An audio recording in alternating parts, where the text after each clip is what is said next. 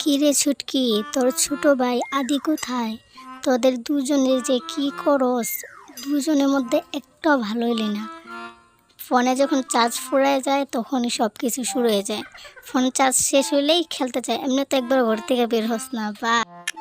মা, তুমি শুধু আমাদেরকে দেখো আর কাউকে দেখো না। শুধু আমরাই ফোন টিপি না, আর অনেক ছেলেমেয়েরা আছে যারা ফোন টিপে।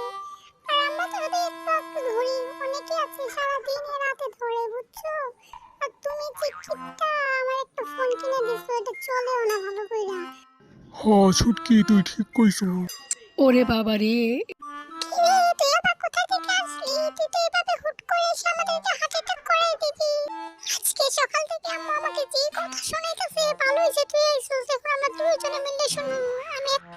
মা, তোমাকে তো আমরা কিভাবে বোঝাবো বুঝতে পারতেছি না। এখনকার যুগের সবাই ফোন টিপে।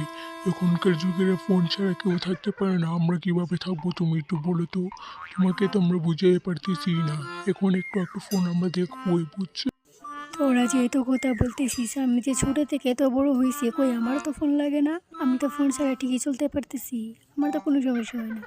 মা, এখন আর আগের দিন নেই। এখন আগের দিন চেঞ্জ হয়ে গেছে গা। আগে যা হইতো এখন আর এগুলো হয় না। এখন পুরাই চেঞ্জ, বুঝছো?